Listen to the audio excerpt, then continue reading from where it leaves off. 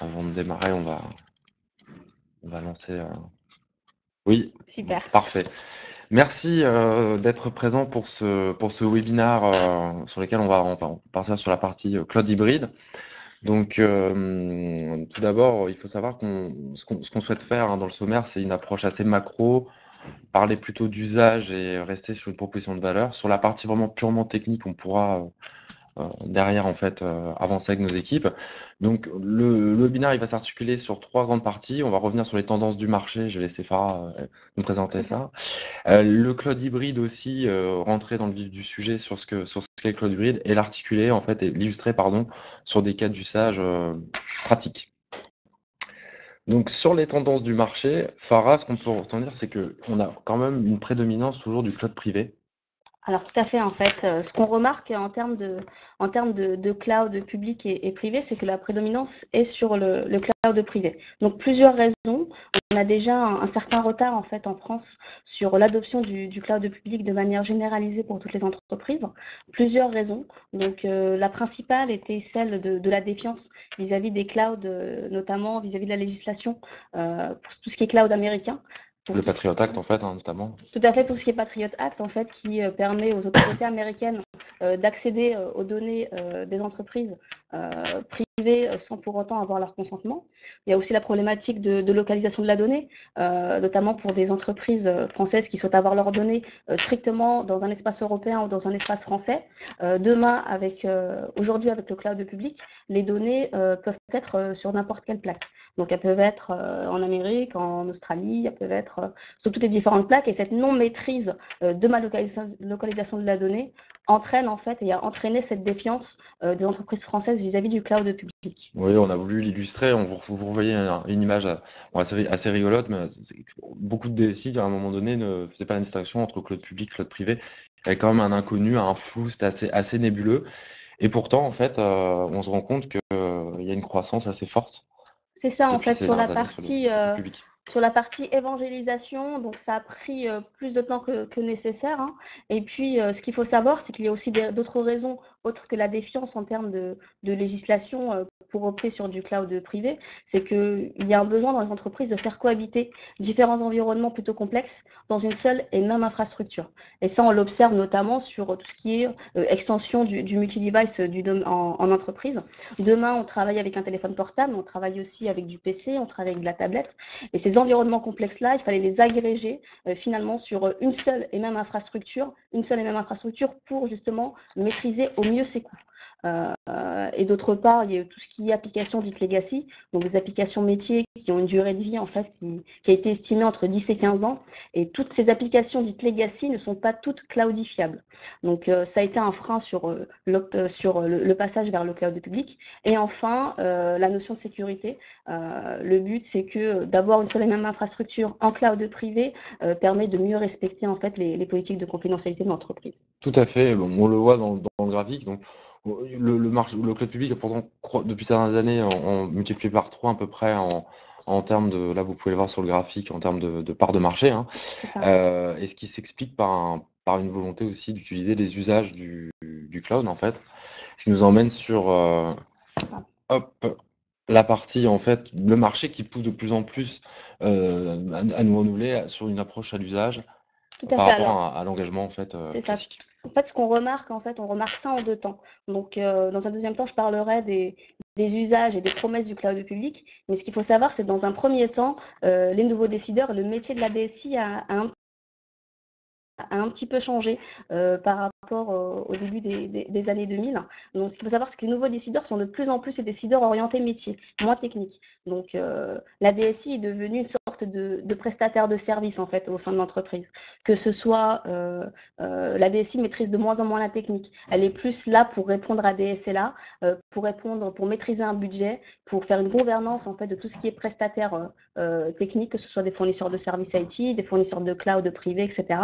Donc voilà, la DSI va être plutôt là pour gouverner, pour orchestrer en fait tout l'IT dans l'entreprise. Mais les décisions finalement viennent principalement des métiers. Du coup, et les métiers en fait ce qu'on remarque dans les entreprises, c'est qu'ils ont des besoins Ils ont une forte demande de flexibilité en termes d'infrastructure, et c'est en quoi les promesses du cloud public répondent, tout ce qui est par exemple le paiement à l'usage. On n'a pas forcément une notion d'engagement sur la durée.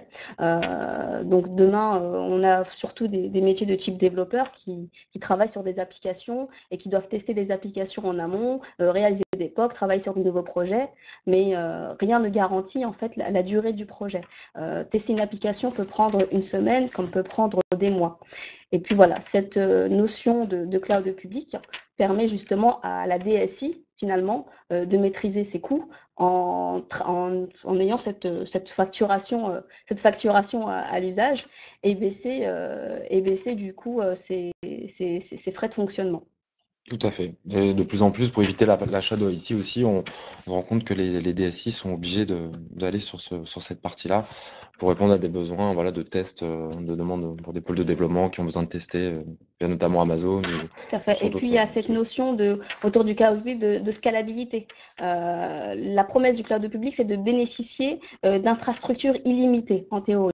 Donc, ce que n'offre pas aujourd'hui un cloud privé, demain sur le cloud public, vous avez la possibilité de déployer de nouveaux serveurs, de nouvelles machines en quelques minutes. OVH fait la promesse de déployer les environnements en 120 secondes, typiquement Amazon également. Donc voilà, c'est cet intérêt-là que trouvent les entreprises à basculer sur du cloud public, et c'est une des promesses que le cloud public respecte. Alors, on a ce besoin effectivement en scalabilité, en ressources limitées, mais on est toujours sur une demande aussi de plus en plus forte sur des certifications de sécurité. Tout à fait. Et c'est ce qui aussi a poussé certaines entreprises à rester sur le domaine du cloud privé.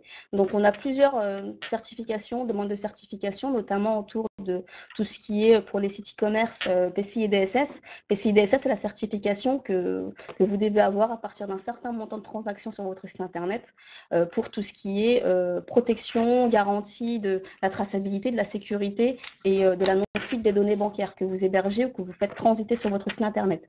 Donc, PCI DSS est une certification obligatoire à avoir. Vous avez tout ce qui est normes de sécurité, certification 27001, tout ce qui est aussi autour de l'hébergement des données de santé. Donc on le remarque aujourd'hui avec la nouvelle certification HDS que doivent posséder toutes les entreprises qui hébergent et qui infogèrent des données de santé, donc des données très sensibles. Et puis, on a observé, donc à partir de mai 2018, avec la nouvelle législation sur tout ce qui est données utilisateurs, avec la nouvelle norme RGPD. Donc, ce qu'on remarque, en fait, c'est que finalement, cet aspect sécurité-là était un des besoins fondamentaux et encore un besoin fondamental dans le domaine du cloud privé. Mais la frontière est de plus en plus mince, en fait, avec d'un côté un besoin de sécurité qui était assuré par le cloud privé initialement, et aujourd'hui les acteurs du cloud public qui l'offrent. Donc, la frontière étant assez mince, on se rend compte que pour réunir ces deux mondes, finalement, et ça nous emmène sur le sujet du webinaire d'aujourd'hui, c'est le cloud hybride qui finalement fait l'interface entre ces deux mondes. C'est ça. Sur la partie cloud hybride, Brian, je vais te laisser expliquer Alors, les grandes lignes. le cloud hybride, donc évidemment, il combine en fait les deux mondes, hein, le cloud public et le cloud privé. Si on devait prendre une définition officielle, alors ça c'est la définition du National Institute of Standards and Technology, le cloud hybride, c'est une infrastructure cloud composée de deux infrastructures cloud distinctes ou plus, pouvant être privées ou publiques et qui restent des entités uniques.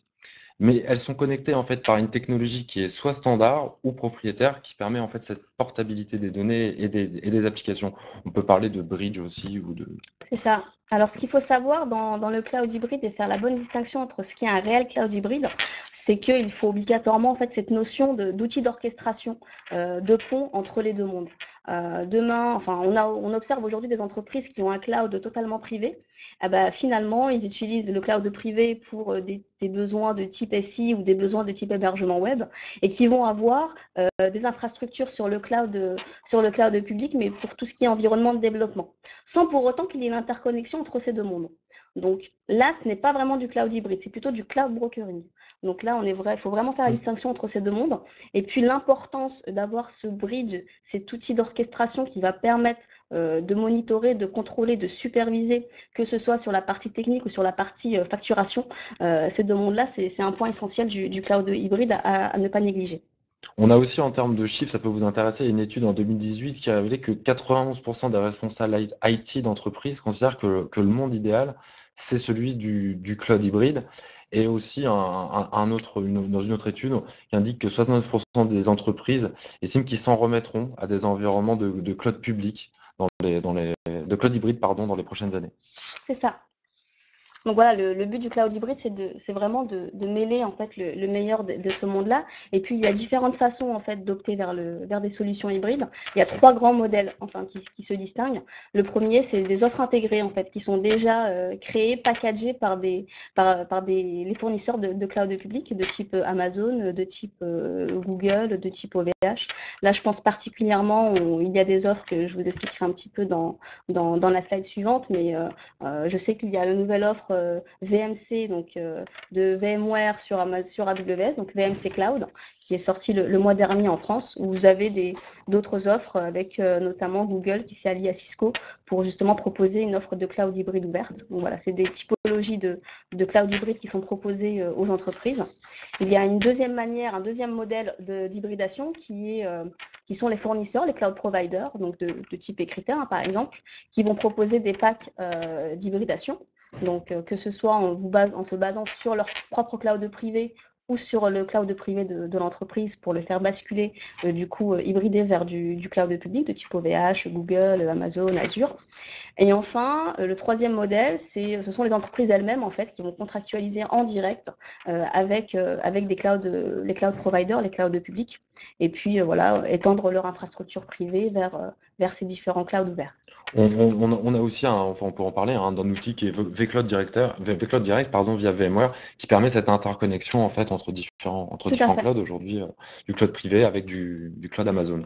La petite image juste pour rebondir qui est assez aussi rigolote, c'est ne pas faire l'erreur aussi de se dire on prend une architecture classique type cloud privé SI traditionnel qu'on migrerait tel quel dans le cloud. Donc là, c'est un peu le cas de se dire est-ce qu'on ne pas mettre son architecture classique traditionnelle comme ça dans le cloud. Il y a tout un accompagnement. Il y a tout un accompagnement, il y a tout un travail à faire. Donc, comme je vous disais précédemment, la partie application, surtout, toutes les applications ne peuvent pas aller dans le cloud, du moins telles quelles.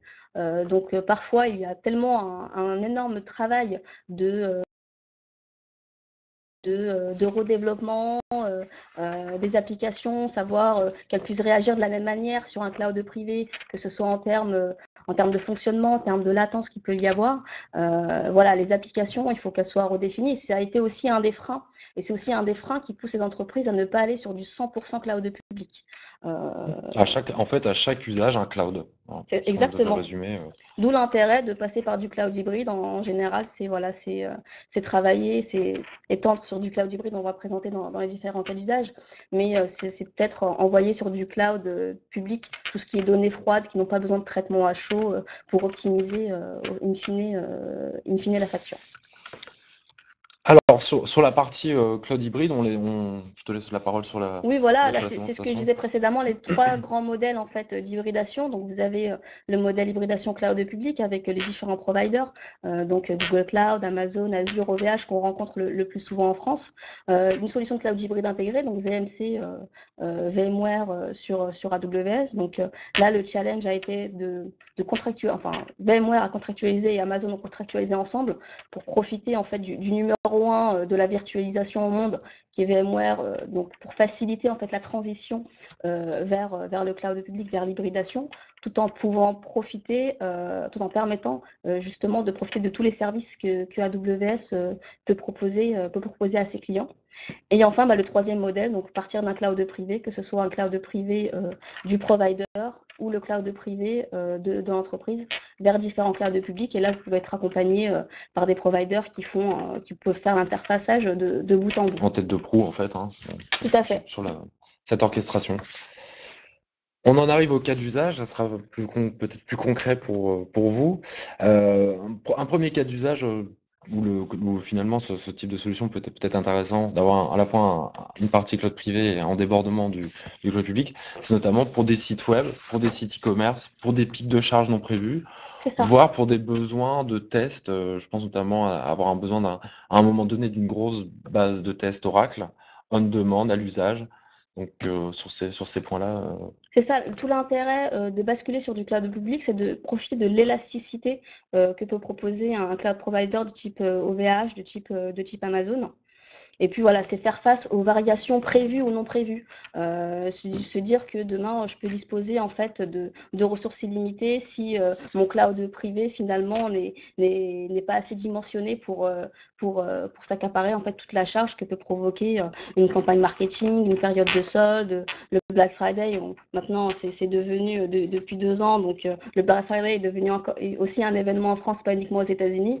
Et du coup, je sais qu'on a travaillé sur des clients sur cette notion de scalabilité qui était prévue du coup, mais demain proposer avec le cloud public, c'est permettre cette autoscalabilité de manière automatique. Tout à fait. On a aussi en termes d'usage, c'est de plus en plus important, hein. D'ailleurs pour illustrer cette slide, je prendrai un cas concret. J'ai échangé dernièrement avec un DSI qui travaille dans la presse en ligne, qui m'indiquait que pour garder ses développeurs, il était obligé, de travailler avec Amazon en fait. Car ces développeurs et les développeurs ont de plus en plus de poids dans ce type de structure, demandent Amazon pour ces Oui, services. systématiquement, on l'observe même chez nous, si ça peut rassurer certaines agences web ou certaines entreprises. Mais voilà, le fait de travailler, avoir de nouvelles méthodologies de travail sur du cloud public, c'est quelque chose qui est à la fois tendance auprès des ingénieurs et puis des développeurs, donc qui demandent à travailler sur ces nouvelles technologies, parce que l'intérêt aussi de basculer sur des différents clouds publics, c'est que ces clouds publics permettent de profiter d'outils qui peuvent être aussi mis à disposition dans un cloud privé, mais de type de l'automatisation, de la gestion du monitoring, et surtout pour les développeurs, c'est garantir à vos développeurs de tester dans un environnement sécurisé, qui soit aussi similaire aux environnements de production qui sont chez vous, pour faire tous les tests adéquats.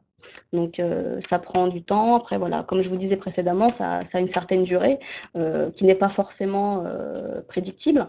Donc pour optimiser vos coûts, autant faire tout ce qui est test sur un environnement de cloud public. Et une fois que ça fonctionne, voilà, sur un environnement qui finalement isopérimètre à la production que vous avez en cloud privé, bah, vous avez moins de surprises sur le déploiement en production des environnements et applications que vous avez développées sur un environnement test sur un cloud public. Enfin, le dernier usage sur lequel on voulait faire un focus, parce que c'est particulièrement adapté de passer sur ce type de solution, c'est d'avoir un DRP à la demande, voire, alors on va revenir peut-être sur ce qu'est un Oui. PRA, un PCA. Alors, il y a 2 distinctions. Le DRP, c'est tout ce qui est plan de reprise d'activité.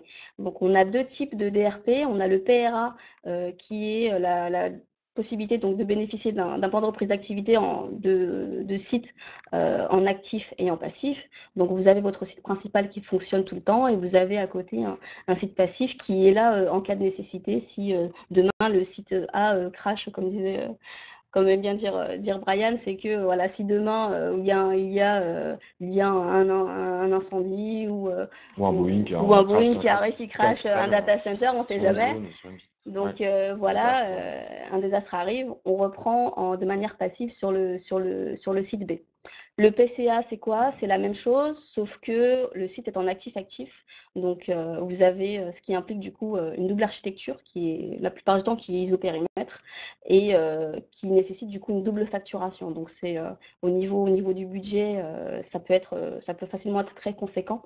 Et du coup, voilà, c'est pour ça qu'il y a il y a pas mal d'entreprises qui optent pour ne pas choisir de PCA ou de PRA, mais qui veulent se permettre en fait qui peuvent se permettre d'avoir d'avoir des temps d'interruption qui peuvent aller de 1, 2, 4 heures, 5 jours, ça peut arriver. Mais voilà, les risques sont là, donc c'est la perte de données, c'est de la mauvaise image, de la perte de crédibilité, notamment si on est très suivi sur le web et si son site web tente à cracher. Voire du chiffre d'affaires en fait, complètement. Et surtout de chiffre d'affaires, c'est ce que je disais, c'est ce que je voulais dire, donc sur la partie pour les sites e-commerce. Donc c'est finalement indispensable demain de se doter en fait d'un plan de reprise d'activité qui soit actif-actif ou actif-passif. et d'où l'intérêt de l'hybridation, comme tu vas expliquer. Voilà, tout à fait. En fait, on peut imaginer une plateforme A complète, hein, par exemple de 50 serveurs.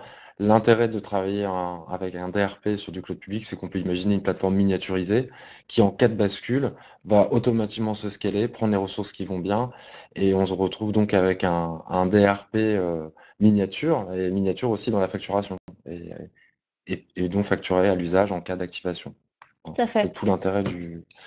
Et vous avez aussi une autre manière, donc ne pas avoir de DRP miniaturisé sur un cloud public, mais plutôt d'être de votre site A, de votre cloud privé, et activer à la demande en fait ce DRP-là.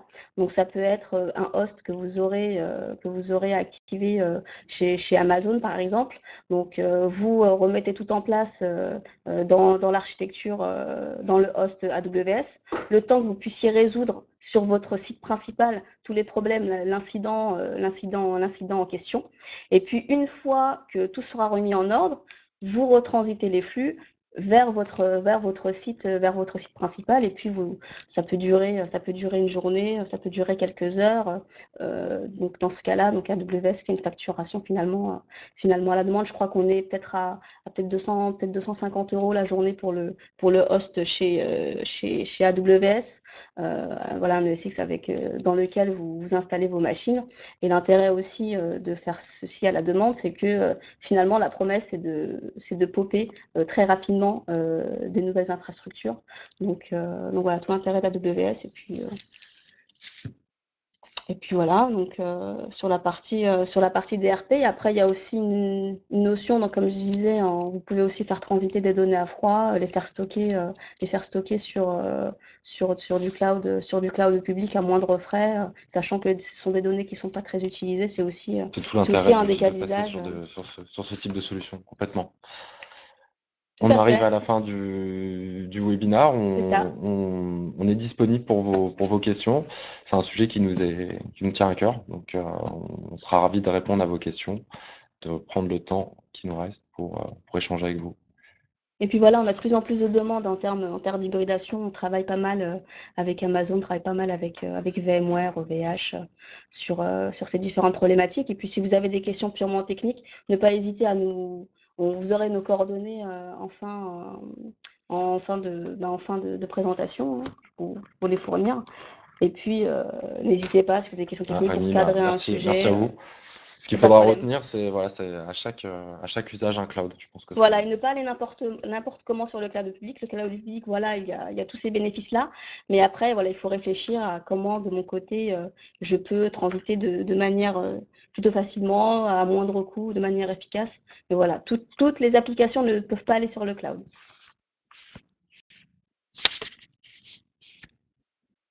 Oui, bien sûr. Pas de souci, Mohamed. La copie, On vous envoie ça en fin de présentation. Il y aura un mass mailing qui sera fait avec tous les participants et on enverra la présentation associée. Vous aurez tous nos coordonnées si vous avez des questions complémentaires.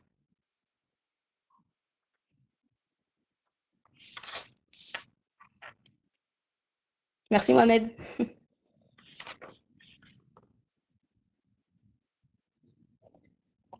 Bon, je pense que donc s'il n'y a pas d'autres questions, on va couper. Très bien, À bientôt, merci bonne journée. vous. Bonne journée.